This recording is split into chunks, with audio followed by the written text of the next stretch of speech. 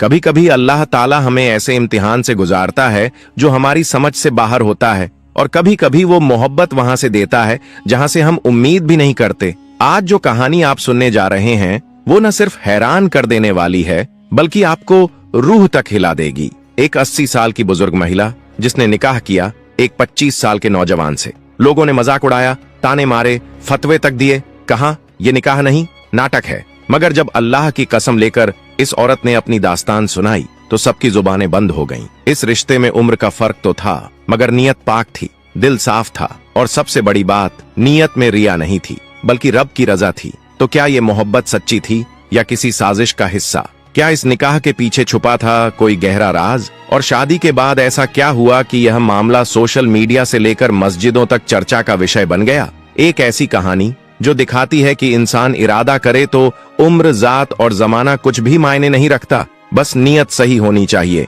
और अल्लाह का तवक्कुल साथ हो। तो चलिए जानते हैं इस अनोखे निकाह की पूरी हकीकत और सीखते हैं वो सबक जिसे सुनकर शायद हमारा नजरिया ही बदल जाए। कहानी शुरू होती है। ईशांत एक सीधा साधा और शरीफ नौजवान जिसकी उम्र तो बस 25 साल थी, मगर माथे पर फिक्र के बादल और आंखों में थकावट की धुंध छाई रहती थी। पिता के इंतकाल के बाद पूरे घर का बोझ उसके कांधों पर आ पड़ा। माँ की बीमारी, बहन की तालीम और रोज की रोटी, सब कुछ उसी पर था। वो सुबह से शाम तक मेहनत करता और रात में किताबों के साथ जागता। कम उम्र में हालात ने उसे बुजुर्गों जैसी सोच दे दी थी। कर्जदार हर दूसरे दिन उसके दरवाजे पर दस्तक देते थे और जेब में 2 रुपए भी होते तो वो सोचता माँ की दवा लूं या बहन की किताब। एक दिन जब वो एक छोटी सी चाय की दुकान पर बैठा सिक्के गिन रहा था, उसकी नजर सामने खड़ी एक अजनबी महिला पर पड़ी। उम्र दराज मगर बेहद नफीस, सिर पर हिजाब, आंखों में रोशनी और हाथ में तस्बीह। वो थीं फातिमा मलिक, बिजनेस की दुनिया की एक जानी पहचानी शख्सियत। फातिमा ने मुस्कुराकर कहा, तुम ईशांत हो ना? ईशांत ने हैरानी से जवाब दिया, जी, लेकिन आप कौन हैं? फातिमा ने बड़े इत्मीनान से कहा, मुझे मालूम है तुम्हारे हालात क्या हैं। तुम्हारी माँ की बीमारी, बहन की तालीम और घर का हर दुख मैं जानती हूँ। ईशांत की आंखें खुली की खुली रह गईं। उसने कांपती आवाज में पूछा, आपको ये सब कैसे पता? फातिमा ने अपनी तस्बीह को घुमाते हुए जवाब दिया, क्योंकि मैं खुद उस दौर से गुजरी हूँ और आज मैं तुम्हारे लिए अल्लाह का एक जरिया बनना चाहती हूँ। अगर तुम चाहो तो मैं तुम्हारी जिंदगी बदल सकती हूँ, लेकिन एक शर्त है।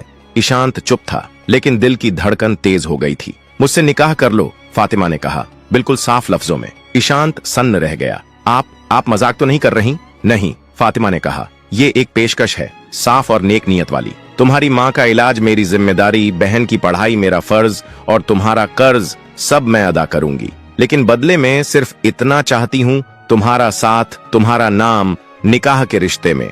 क्या ईशांत ने ये रिश्ता कबूल किया? क्या ये रिश्ता अल्लाह की तरफ से था या इंसानी मजबूरी का सौदा? और निकाह के 7 दिन बाद जो हुआ उसने क्यों सबको चौंका दिया? इस कहानी का अगला हिस्सा जानने के लिए पढ़ते रहिए या वीडियो में बने रहिए। ईशांत का दिल उलझ गया था। उसे लगा जैसे सवालों की एक सुनामी उसके सीने में उठ रही हो। उसने थोड़ी देर चुप रहकर आखिर पूछा, और बदले में मुझे क्या करना होगा? फातिमा मलिक ने बिना वक्त गंवाए बहुत शांत लहजे में कहा, बस एक चीज चाहिए, निकाह। मैं न तो तुम्हारी आजादी छीनूंगी न तुम्हारी जिंदगी का रास्ता बदलूंगी, लेकिन कुछ शर्तें होंगी जिनका एहतराम जरूरी होगा। मैं तुम्हें जबरदस्ती कोई फैसला लेने पर मजबूर नहीं करूंगी। तुम्हारी रजा सबसे अहम है। बातें सुनने में आसान थीं, लेकिन ईशांत जानता था कि यह दुनिया इतनी भी सीधी नहीं। वो चुपचाप उठा और वहां से चला गया। पीछे फातिमा खामोशी से अपनी कार में बैठकर अपने आलीशान मकान की तरफ लौट गई। दिन गुजरते गए, लेकिन हालात ने जैसे ईशांत के इरादों को जकड़ लिया था।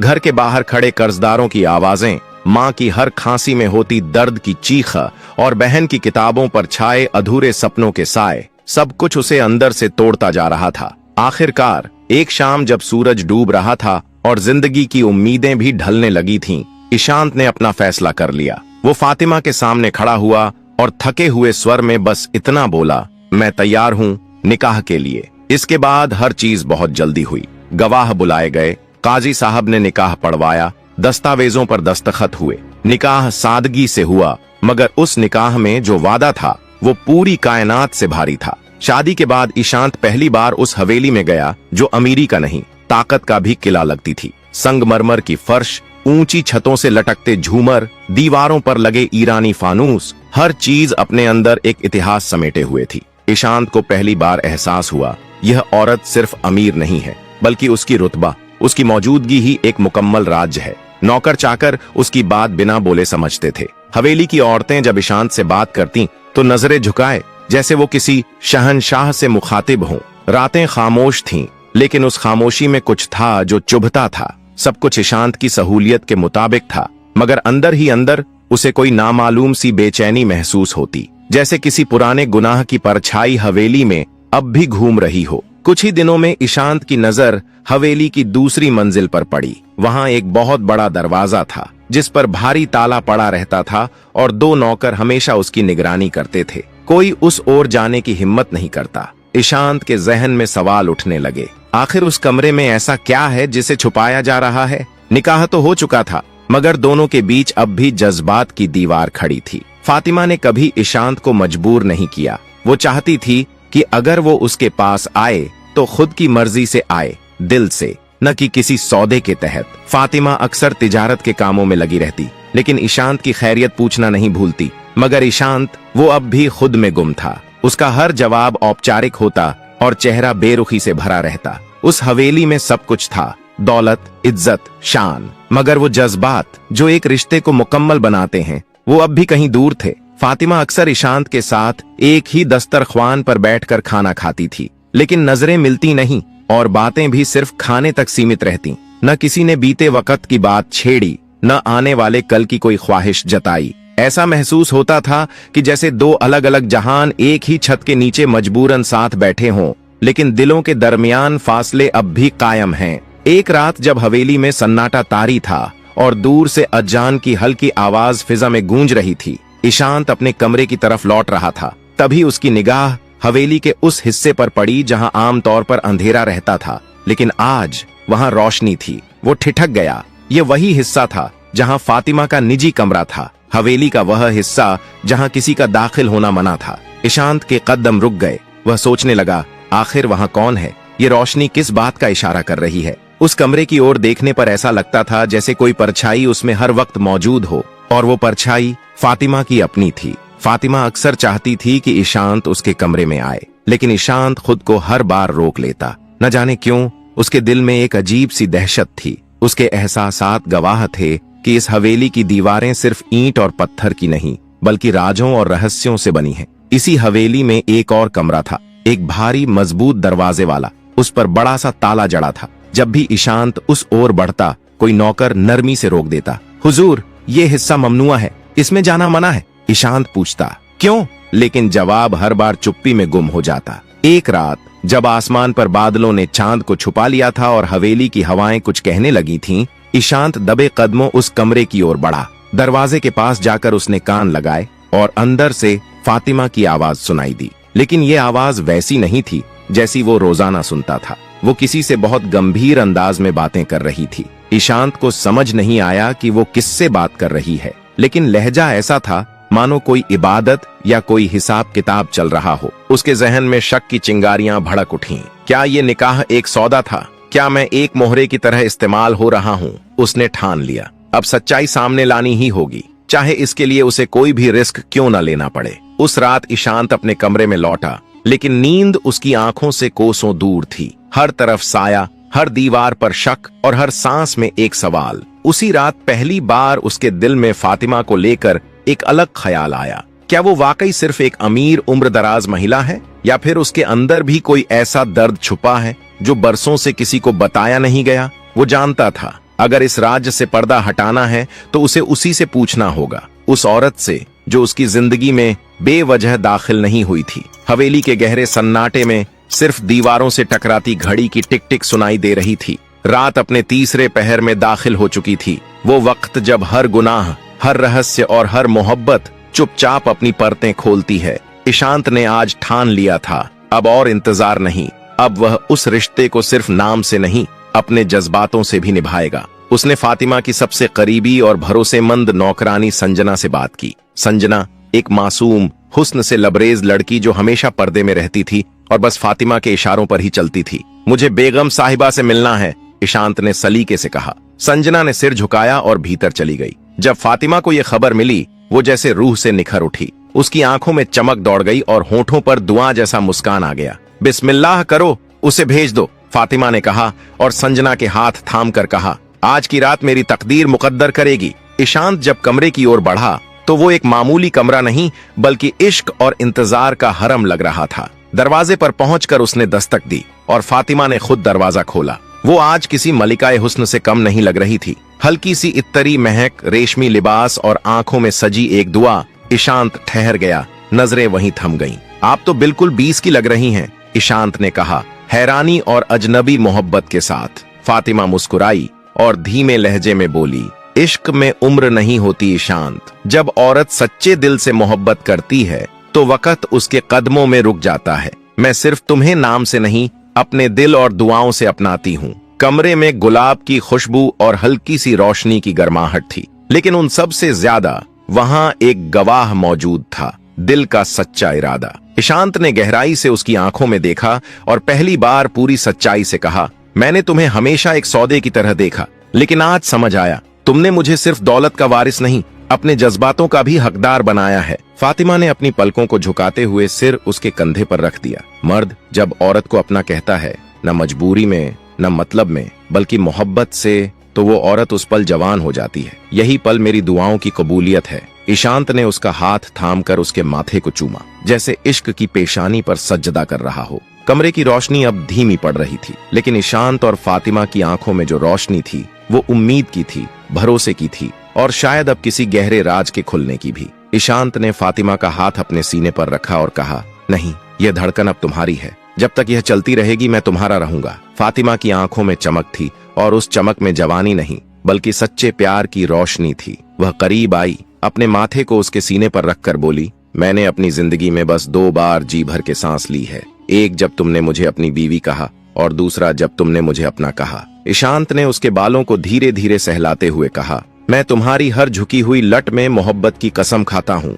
फुसफुसाकर ईशांत ने कहा, अब मेरी जिंदगी के हर दिन का मतलब सिर्फ तुम हो। मैं तुम्हारे बिना बिल्कुल अधूरा था, यह आज समझ में आया है। उस रात दोनों ने कोई वादा नहीं किया, कोई कस्में नहीं खाई, क्योंकि उनकी खामोश नजरों ने सब कुछ कह दिया था। कमरा अब सिर्फ एक जगह नहीं था, वह उनकी मोहब्बत की दास्तान बन चुका था। बाहर हवाओं में एक अजीब सी मिठास घुल रही थी।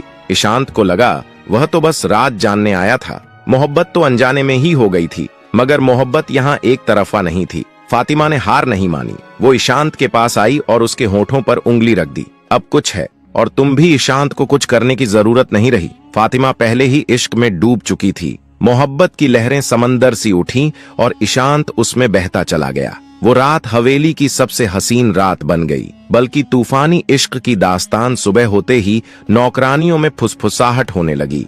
आज तो मालकिन फिर से जवानी की मिसाल बन गई। मालिक भी अब उनके इश्क में बन चुके थे। ईशांत को अक्सर लगता उस कमरे में कुछ ऐसा है जो आज तक अनकहा है। उस दिन उसने हिम्मत की दरवाजा आधा खुला था। दिल जोर से धड़कने लगा। वह धीरे से अंदर गया। कमरा हल्की रोशनी से जगमगा रहा था। पुराना फर्नीचर, दीवार पर जड़े चित्र, एक कोने में भारी लकड़ी की अलमारी जिसमें ढेरों फाइलें रखी थीं।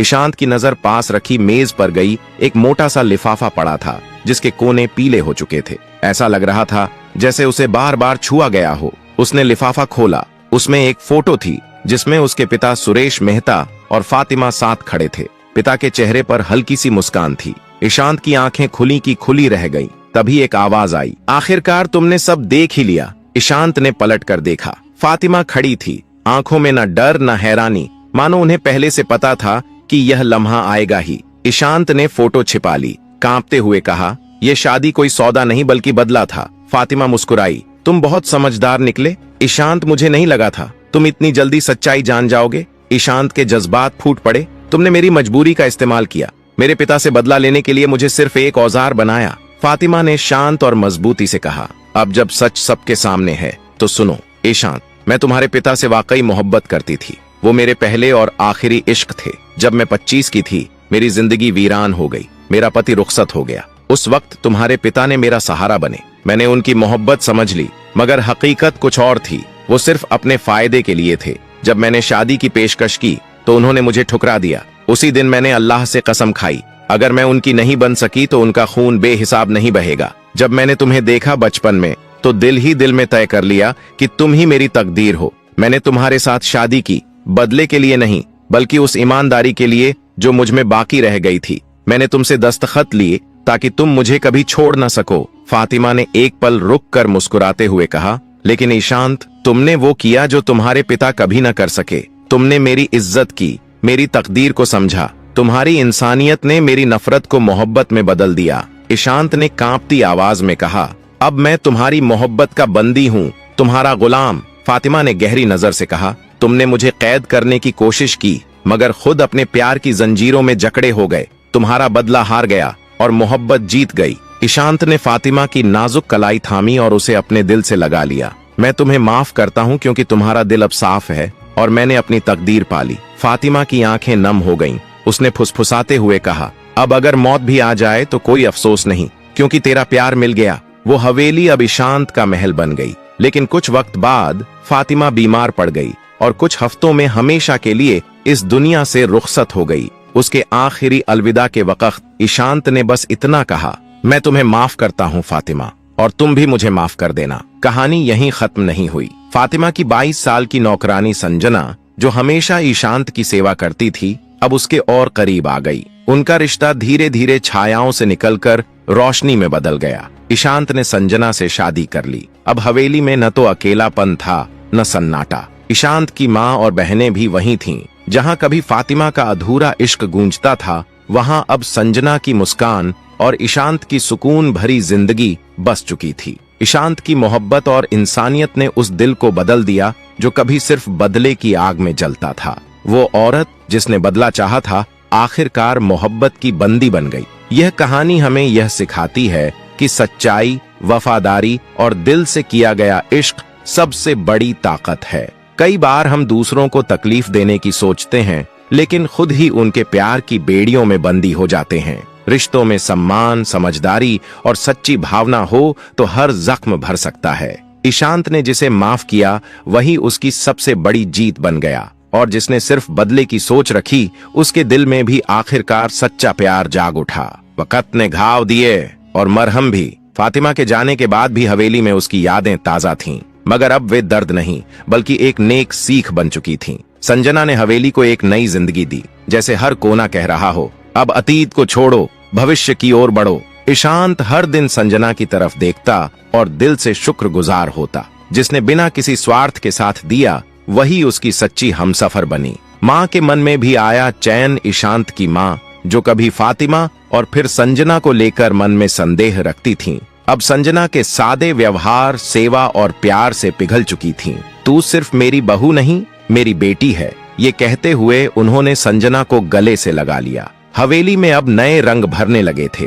दीवारों पर बच्चों की हंसी गूंजती थी। आंगन में तुलसी का दिया हर शाम जलता था और हर सुबह संजना की आवाज से हवेली जागती थी। तो दोस्तों, अगर आपको यह भावनात्मक, दिल को छू जाने वाली और जिंदगी की सच्चाई को दर्शाती यह कहानी पसंद आई हो तो वीडियो को लाइक करें, अपने दोस्तों और परिवार के साथ शेयर करें, ताकि यह संदेश और ये भावनाएं हर किसी तक पहुंचें। और हाँ, ऐसी ही और कहानियां जो कभी रुलाएं, कभी सिखाएं और कभी जिंदगी को नया नजरिया दें, उनके लिए हमारे चैनल को सब्सक्राइब करना न भूलें। आपका साथ ही हमारी ताकत है। धन्यवाद। फिर मिलेंगे एक नई कहानी के साथ।